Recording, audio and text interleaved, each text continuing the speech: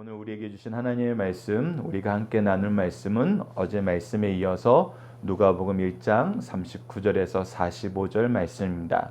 승리한 삶은 35페이지를 참고해 주시길 부탁드립니다. 누가복음 1장 39절에서 45절 말씀 제가 봉독해 드리도록 하겠습니다.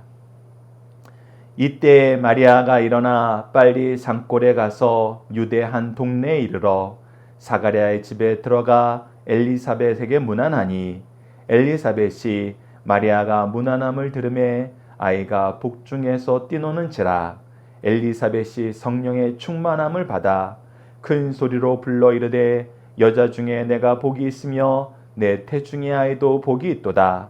내 주의 어머니가 내게 나오니 이 어찌 된 일인가? 보라, 내 문안하는 소리가 내 귀에 들릴 때에 아이가 내 복중에서 기쁨으로 뛰놀았도다. 주께서 하신 말씀이 반드시 이루어지리라고 믿는 그 여자에게 복이 있도다. 아멘. 오늘 말씀을 엘리사벳의 신앙 고백이란 내용으로 함께 말씀을 나누도록 하겠습니다. 오늘 본문 말씀은 크게 두 부분으로 나눠서 여러분들과 함께 묵상했으면 합니다. 첫 번째 부분은 39절과 40절입니다. 이 부분은 다음과 같은 질문으로 시작해 봅시다. 하나님의 은혜의 소식을 들은 마리아는 왜 엘리사벳을 찾아갔나요? 이 말씀의 키워드로 저는 표적과 증거라는 두 단어를 선택을 했습니다. 자, 우선 오늘 본문 말씀을 통해서 왜 마리아가 엘리사벳을 찾아갔을까? 우선 어제 말씀을 통해서 우리가 확인할 수 있는 것은 하나님께서 마리아에게 은혜를 베풀어서 메시아 예수 그리스도를 태어나게 하시겠다는 은혜의 말씀을 허락하여 주십니다. 그리고 이것을 알려줄 때 두 가지 증거를 줍니다. 첫 번째는 구약 성경에 기록된 선지자의 말씀입니다. 그래서 이것이 하나님께서 선포하시고 그것을 이루시기 위한 역사였다는 것을 보여줍니다. 두 번째는 이 일이 하나님의 능력으로 된다는 것을 보여주기 위해서 나이가 많아서 아이 갖지 못했던 엘리사벳이 이미 아이가 있다는 것입니다. 이 또한 하나님의 구원의 역사의 하나였다는 것입니다. 그래서 이 증거의 소식을 듣고 마리아는 믿고 감사하게 됩니다. 그리고 이 증거를 확인하기 위해서 가는 거예요. 하나님의 은혜의 역사가 어떻게 임했는지 그 내용을 확인하기 위해서 가는 것입니다. 우리가 이 부분을 보면서 누가복음에서 이 부분을 얼마나 자세하게 우리에게 반복적으로 보여주는지 알 수가 있습니다. 우리가 함께 묵상할 말씀을 보면은 하나님께서 은혜의 역사를 선포하셨을 때 그 은혜의 역사를 증언함으로써 얘기함으로써 서로가 서로에게 하나님의 믿음의 확신을 주는 믿음의 역사, 은혜가 흘러가는 은혜의 역사가 일어나는 것을 볼 수 있습니다. 우선 누가복음 2장 12절을 보면은 목자들에게 천사들이 나타나서 얘기합니다. 하늘에는 영광, 땅에는 평화라는 이 말씀을 선언하고 베들레헴에 가서 구유에 누워있는 아이를 찾아보라 그럽니다. 그 아이를 보고 그 아이가 표적이 될 거라고 증언해 주는 말씀이 누가복음 2장 12절 말씀입니다. 제가 읽어드리도록 하겠습니다. 너희가 가서 강보에 쌓여 구유에 누워있는 아기를 보리니 이것이 너희에게 표적이니라 라고 얘기합니다. 그래서 목자들은 그 하나님의 은혜의 영광을 확인하기 위해서 베들레헴에서 구유에 누워있는 아기를 찾습니다. 그리고 찾아서 자기에게 주신 이 표적을 확인하고 믿음으로 감사하고 찬양하게 되죠. 동시에 이들이 와서 또 자기에게 이루어진 일을 소개합니다. 천사들이 와서 자기네들에게 소개해준 이 얘기를 증언하는 일을 합니다. 그 증언의 내용이 2장 17절과 19절입니다. 한번 읽어보도록 하겠습니다. 보고 천사가 자기들에게 이 아기에 대하여 말한 것을 전하니, 즉 목자들에게는 예수 그리스도가 구유에 누워 있는 것이 하나님이 선언하신 말씀이 참되다라는 표적이 되었습니다. 우리에게 구원의 역사가, 평강의 역사가 오신다는 표적이 되었어요. 동시에 목자들에게 나타난 천사의 소식은 마리아와 요셉에게도 그 주위에 있는 사람에게도 바로 이분이 메시아라는, 우리에게 구원의 때가 왔다는 그 은혜의 역사의 표적이 되었습니다. 표징이 되었어요. 증거가 되었어요. 그래서 이 말씀을 마리아가 어떻게 받아들입니까? 19절 봅시다. 마리아는 이 모든 말을 마음에 새겨 생각하니라. 즉 목자들이 자기에게 증언해 준 이 말씀을 가슴속에 담게 되었다는 것입니다. 그래서 하나님의 은혜의 역사는 서로가 서로에게 증거가 됩니다. 마찬가지입니다. 엘리사벳이 아이를 가졌다는 거, 그 아이가 주에게를 예비한다는 거, 그것이 마리아가 아이를 가지고 그 아이를 만남으로써 엘리사벳은 신앙 고백을 하게 되는 것이죠. 동시에 마리아에게도 나이 많은 엘리사벳이 아이를 가지게 되었다는 거, 이것은 하나님이 나에게 큰 일을 행하신다는 증거가 된다는 것입니다. 누가복음은 이 부분에 대해서 좀 더 소개하고 있습니다. 2장 내용을 잠깐 더 먼저 살펴보면 2장 26절과 32절로 33절을 보면 이런 증거의 역사를 미리 받고 증언하는 사람이 한 사람 더 있죠. 그게 누구입니까? 바로 시므온입니다. 시므온에 대해서 성경은 이렇게 기록하고 있습니다. 그가 주의 그리스도를 보기 전에는 죽지 아니하리라 하는 성령의 지시를 받았더니, 즉 시므온에 대해서 하나님께서 은혜를 베푸신 건 뭐냐면 그리스도를 네가 보고 죽게 될 것이다. 죽기 전에 그리스도가 이 땅에 오심을 네가 보게 될 것이다. 이것이 성령의 증거였어요. 그런데 할례를 받으러 오는 예수 그리스도의 가족들을 보고 아기 예수를 보고 시므온이 성령의 감동으로 그것을 깨닫게 됩니다. 그리고 그것을 증언합니다. 계속해서 말씀을 보십시오. 32절입니다. 이방을 비추는 빛이요 주의 백성인 이스라엘의 영광이다 하니 그의 부모가 그에 대한 말들을 놀랍게 여기더라. 즉 그는 하나님께서 이 말씀의 성취, 자기에게 주셨던 말씀의 성취를 이루어지는 걸 보고 하나님께 영광을 돌립니다. 그리고 그 말을 들은 부모들은 또 놀랍게 여깁니다. 하나님께서 예수 그리스도를 통해서 구원을 이루시겠다고 이렇게 많은 증인들을 은혜 가운데 준비하시고 그 은혜의 증거들을 통해서 서로가 서로에게 믿음의 확신과 기쁨과 놀라움을 주는 통로로 사용하고 계십니다. 한 사람이 더 있습니다. 누가복음 2장 38절에 바로 안나가 나옵니다. 마침 이때에 나와서 하나님께 감사하고 예루살렘의 속량을 바라는 모든 사람에게 그에 대하여 말하니라. 안나는 예수 그리스도께서 이 땅에 오신 메시아임을 알고 성령의 감동을 입고 깨닫고 무엇하는 삶을 살아요?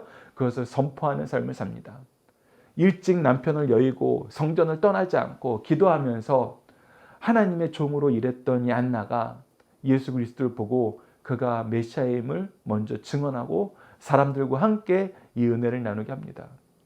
이렇게 많은 증언들을 통해서 하나님께서는 우리가 서로가 서로에게 기쁨의 소식을 전하는 복음의 통로, 은혜의 통로, 믿음을 더하는 믿음의 통로가 되게 만듭니다. 이것이 바로 교회라는 것입니다. 이것이 바로 하나님이 기뻐하시는 믿음의 가문이라는 것입니다. 교회는 서로가 받은 은사를 시기하고 질투하는 곳이 아닙니다. 서로에게 받은 은혜를 더 자랑하는 곳이 아닙니다. 우리는 이것을 증언하는 사람이고 서로에게 기쁨과 복음의 통로가 되는 사람입니다. 믿음을 더하게 하시기 위해서 우리 각자에게 주신 은혜를 나누게 하고 그 은혜로 예수 그리스도를 증언하는 일에 하나가 되게 하신 곳이 바로 가정과 교회라는 것입니다. 우리가 이 내용을 기억하고 교회에서 신앙생활을 했으면 합니다. 우리가 이 내용을 기억하고 가정에서 서로가 서로에게 은혜의 통로, 축복의 통로, 믿음의 확신을 주는 믿음의 통로가 되길 간절히 기도합니다. 자, 두 번째 단락은 41절에서 45절 말씀입니다. 이 부분은 다음과 같은 질문으로 시작했으면 합니다. 엘리사벳은 성령 충만함을 받아 무엇을 선언하나요? 이 본문 말씀에서 키워드를 저는 성령 충만, 하나님의 일, 구속사, 자녀됨으로 선정을 했습니다. 자, 마리아가 들어오자 어떤 일이 발생합니까? 41절을 보십시오. 엘리사벳이 마리아가 무난함을 들음에 첫 번째는 누가 먼저 반응해요? 아이가 복중에서 뛰노는지라. 6개월 된 아이가 성령 충만함으로 메시아를 뵌 아이가 어머니가 온 것을 같이 느끼는 거예요. 그래서 이 아이가 마리아를 보고 복중에 뛰노는 걸 보고 성령 충만함을 받아 하나님의 지혜를 얻게 됩니다. 하나님이 주신 영적 통찰력을 얻게 돼요. 그리고 그것을 기뻐하게 됩니다. 왜? 우리가 계속 얘기하는 겁니다. 우리가 경쟁사회에 살다 보니까 저도 어려서부터 이 말씀을 들을 때 이상한 해석이 자연스럽게 들어오는 게 뭐냐면, 야, 마리아는 나이가 어린데 예수님을 가졌고 엘리사벳은 나이가 많은데 그의 길을 준비하는 세례 요한을 가졌어요. 그럼 우리는 무슨 생각을 하게 되냐면 누가 더 높은가? 예수님이 더 높은가? 세례 요한이 더 높은가? 그러면 예수님을 가진 사람이 더 존귀한가? 세례 요한을 가진 사람이 더 존귀한가? 이상하게 아무도 이렇게 가르치지 않고 아무도 이렇게 주장하지 않는데 경쟁사에서 살다 보니까 이 말씀을 들으면은 나도 모르게 이런 해석을 하게 돼요. 굉장히 무서운 겁니다. 성경을 읽을 때 내가 살아온 삶의 문화가 성경을 내가 원하는 방식으로 해석하게 만들어요. 근데 오늘 본문을 보면 그런 내용이 전혀 나오지 않습니다. 내가 더 높네, 네가 더 높네, 내 아이가 더 존귀하네, 네 아이가 더 존귀하네, 이런 게 전혀 나오지 않아요. 도리어 무엇이 됩니까? 감사와 기쁨이 넘쳐요. 왜 감사와 기쁨이 넘쳐요? 내가 지금 하고 있는 일은, 나에게 이루어진 모든 일은 하나님의 역사라는 거예요. 우선 내 공로가 없어요. 내가 잘해서 된 게 하나도 없습니다. 그렇기 때문에 이것이 하나님의 공로이고 하나님의 은혜이고 하나님의 구원의 역사이고 나를 통해서 누군가를 축복하시려는 하나님의 은혜의 때가 왔다는 거예요.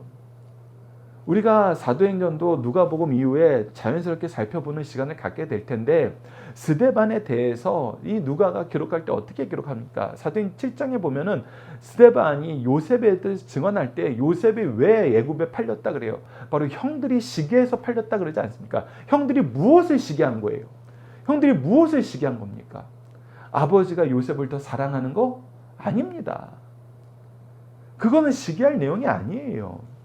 이미 형들은 장성해서 일가를 이루었어요. 아버지가 나이 어린 동생을 더 예뻐하는 거 그거 아무것도 아니에요. 형들이 시기한 것은 하나님이 요셉을 자기 가족의 리더로 선택하셨다는 것입니다. 그 증거가 뭐예요? 바로 꿈을 주신 거예요. 이 꿈은 하나님이 주신 거라는 걸 의심할 여지가 없어요. 그런데 그것을 시기하여서 형들은 어떻게 해석합니까? 이것을 자기 가족을 모욕하는 걸로 해석합니다. 아버지와 어머니까지도 너를 섬겨야 되느냐? 하나님의 뜻으로 받아들이지 않고 하나님의 뜻을 발견하려 하지 않고 오히려 인간적인 생각으로 시기하고 질투해요. 그래서 뭐 했어요? 그 동생을 파는 데까지 이르러요. 이것을 어떻게 여긴 겁니까?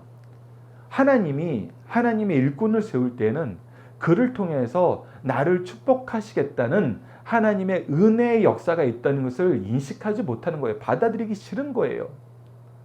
사실 우리가 연약한 상태에 있다는 걸 고백하게 되면 나를 일꾼 삼아 주시는 것도 감사하지만 사실 나를 일꾼 삼아 주시는 것보다 더 감사한 건 뭐냐면 나는 일꾼 될 만한 능력도 자격도 없고 어떠한 일을 감당할 마음의 준비도 돼 있지 않은데 도리어 나를 축복하시기 위해서 나를 위한 일꾼들을 미리 세우시고 그분들을 통해서 내가 복을 누리게 한다는 거예요. 그것이 가정에서는 부모이고 그것이 교회에서는 목회자라는 거 아닙니까? 하나님이 나를 사랑하신 그 사랑의 은혜는 하나님이 나를 위해서 세우신 일꾼들을 통해서 가장 많이 느끼게 된다는 거예요. 그래서 엘리사벳이 신앙 고백을 먼저 하는 것은 이것은 낮은 자가 먼저 된다는 하나님의 은혜의 역사를 도리어 우리에게 보여주고 있습니다. 네, 영적으로 분명히 예수님이 높아요. 예수님보다 더 높은 분은 있을 수가 없습니다. 그런데 세례 요한에게 세례를 받으러 갔던 예수님에 대해서 세례 요한이 얘기했던 것처럼 낮은 자가 높은 자에게 세례를 받는 것이 합당해서 나에게 세례를 주십시오 했을 때 예수님이 뭐라 그럽니까? 우리가 하나님의 뜻에 순종하자. 그래서 하나님의 뜻은 너에게 내가 세례 받는 것이 당연한 것이다. 그것이 하나님이 우리에게 주신 사명이고 직분이고 그 안에서 우리가 하나님의 뜻을 이루는 것이 우리가 올바르게 사역하는 것이다. 그래서 하나님이 세우신 창조의 질서를 따라서 우리가 하나님의 복을 누리자. 그래서 엘리사벳이 무엇을 먼저 합니까? 축복을 먼저 하는 거예요. 나에게 주신 은혜는 이 일을 선포하고 축복하는 사명을 감당하게 하셨다는 것입니다. 내가 받은 은혜는 이 아이에 대해서 예수 그리스도의 나심에 대해서 선언하고 우리 모두가 축복을 받는 축복의 은혜를 누리자는 거예요. 그래서 누가 높고 누가 낮은가, 이거는 굉장히 미련한 것입니다. 굉장한 미련한 해석이에요. 근데 우리 모두는 이 해석에 매몰되게 돼 있어요. 그래서 엘리사벳의 신앙 고백을 보는 것이 매우 중요합니다. 하나님은 우리에게 은혜를 주실 때 값없이 주셨고 자격 없는데 받게 하셨어요. 그리고 우리가 은혜의 빚진 자로서 서로가 서로에게 축복의 통로가 되라고 세우심을 받았습니다. 그래서 누가 먼저 되었네, 누가 나중 되었네, 누가 더 큰 은사를 받았네, 전혀 중요하지 않습니다. 왜? 이것은 나의 경건과 권능이 아니에요. 베드로가 솔로몬 행각에서 나면서부터 안진병이 되었던 자를 일으켰을 때 사람들이 이상하게 보고 그를 찬양하고자 할 때 뭐라고 합니까? 이것을 나의 경건과 권능으로 여기지 마라. 이것은 예수 그리스도의 복음의 은혜일 뿐이다. 너희들이 받아야 되는 것은, 너희들이 존중해야 되는 건 나의 권능과 경건을 높이는 것이 아니라 예수 그리스도의 복음 안에서 우리가 함께 즐거워하는 것이다. 그러면서 예루살렘 교회가 시작하잖아요. 놀라운 역사가 이루어지고 우리가 서로가 서로에게 축복의 통로가 되는 걸 보여주잖아요. 그리고 서로가 서로에게 축복의 통로가 되는 사람이 많아지잖아요. 집사들이 세워지고 선교사들이 이방 나라에까지 이르는 놀라운 일에 같이 동참하는 사람들이 많이 생기잖아요.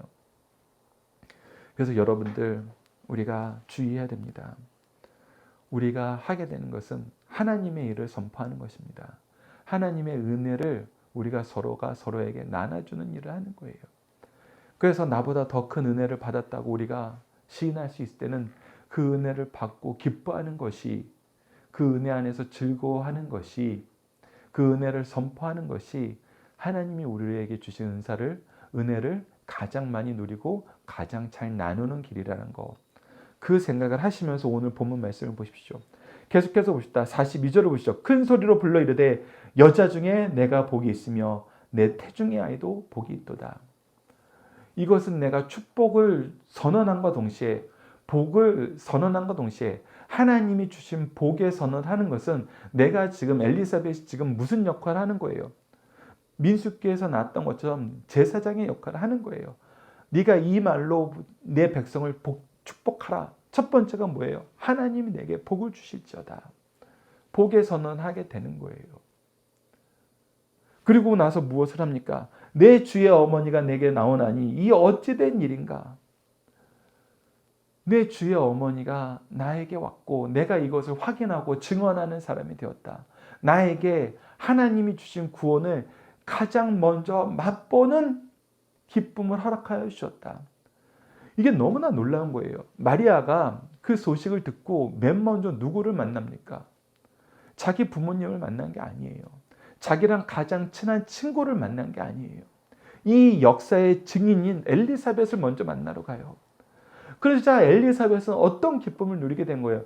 이 세상에 있는 어떤 사람보다 가장 먼저 예수 그리스도의 오심에 대한 기쁨을 누리는 그 맛을 맛보게 된 거예요. 마리아 이후에 첫 번째 이 증언의 기쁨을 누린 사람이 누구겠어요? 엘리사벳이었어요. 이게 너무나 감사한 거예요. 이것이 너무나 복된 거예요.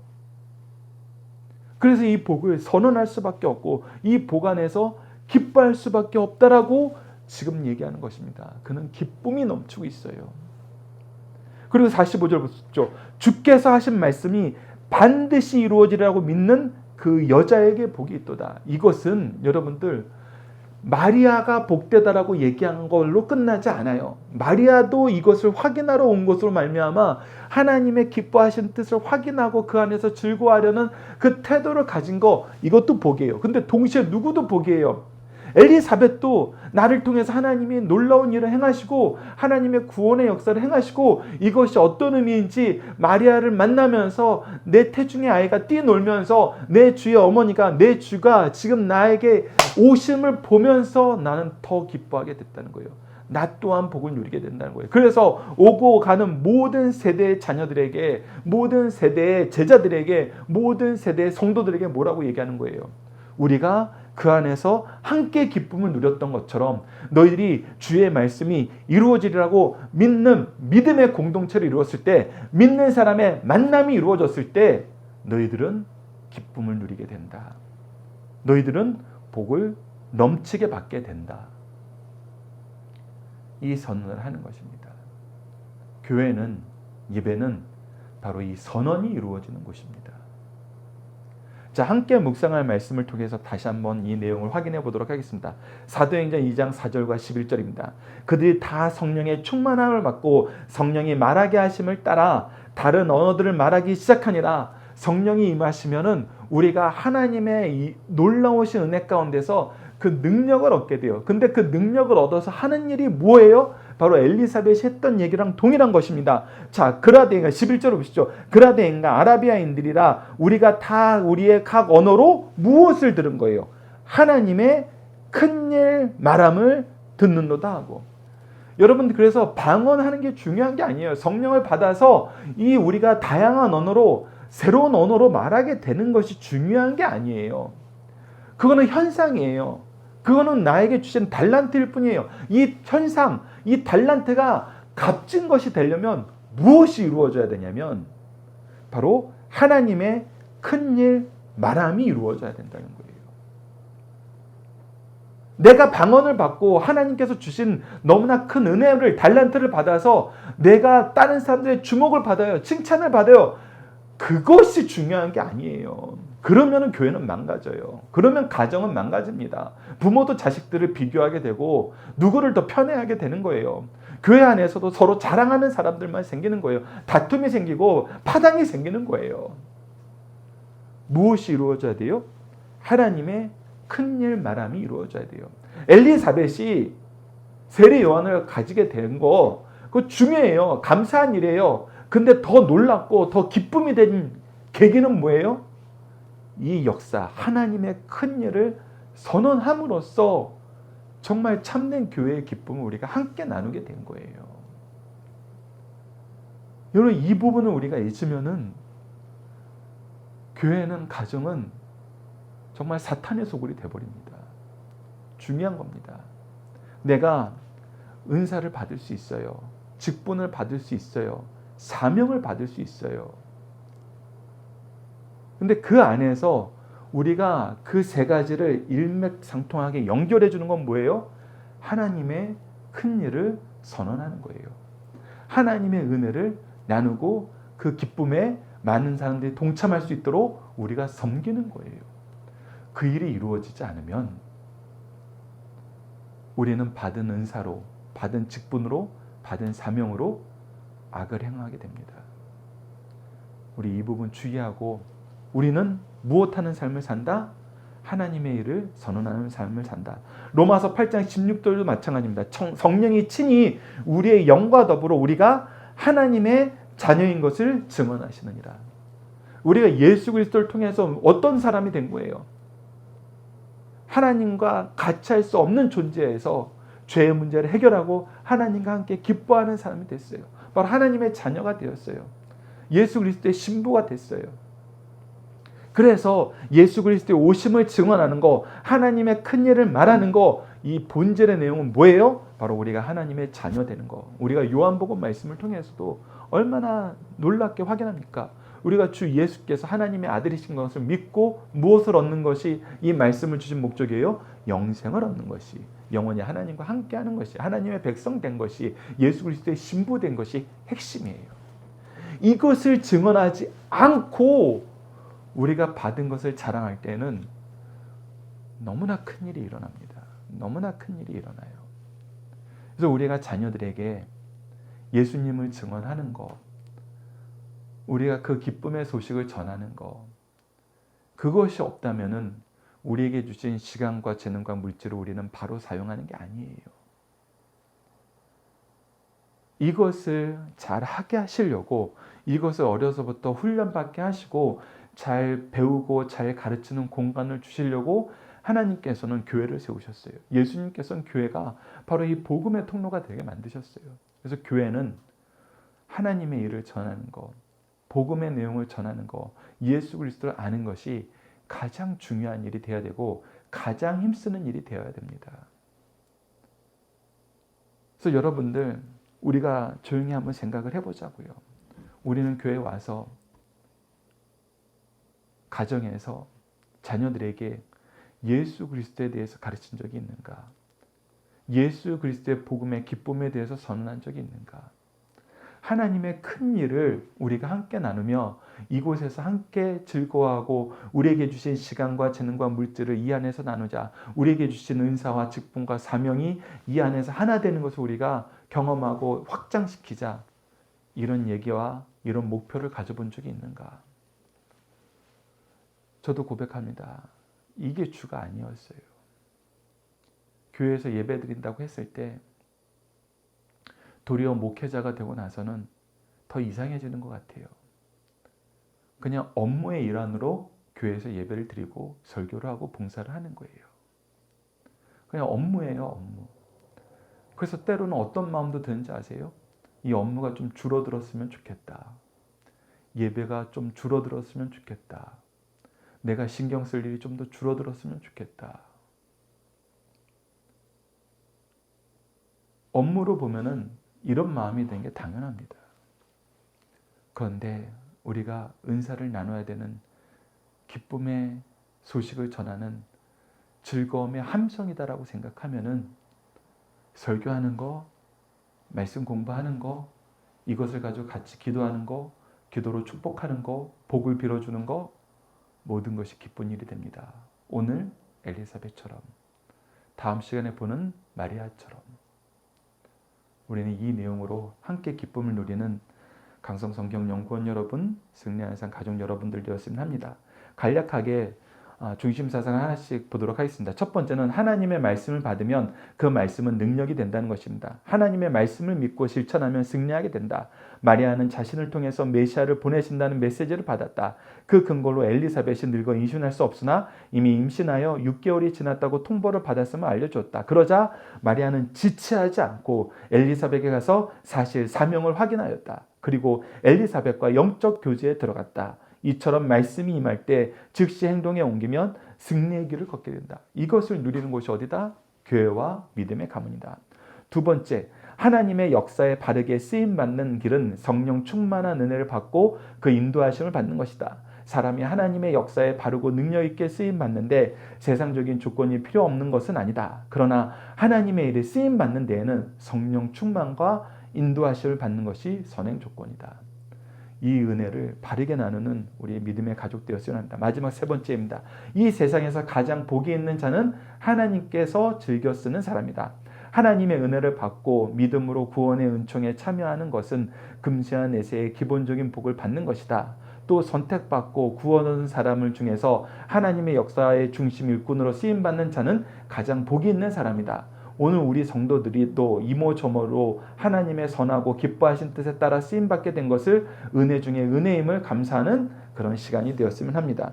우리 자녀들과 함께하는 기도 훈련, 이 승리하는 삶 책 내용을 보시면은 이 기도 내용이 어떻게 훈련 내용이 되는지 위에 간략하게 설명을 적어놨습니다. 여러분들이 가정에서 이런 훈련을 통해서 기도문을 작성해 보시고 항상 이렇게 기도함으로써 우리 자녀들이 언제 어디서나 기도할 수 있는 승리하는 삶을 사는 귀한 기도의 능력을 소유한 자녀로 양육하길 바라는 마음으로 우리 함께 이 기도 내용으로 기도하고 주기도문으로 예배를 마치도록 하겠습니다.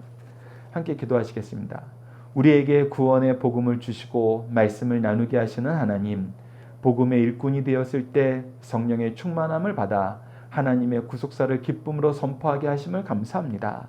가정과 교회가 구속사를 선포하는 것으로 하나 되었을 때 가장 즐겁고 평안한데 서로 다른 세상 정욕으로 태하다가 상처 주며 미워함을 용서하여 주소서. 우리가 먼저 복음의 일꾼이 되어 예수 그리스도를 통해 보여주신 성김과 봉사의 일꾼이 되게 하시고 먼저 사랑하고 더욱 사랑하고 끝까지 사랑하는 하나님의 사랑으로 가족과 성도들을 사랑할 수 있도록 도와주셔서 예수님 이름으로 기도드립니다. 아멘.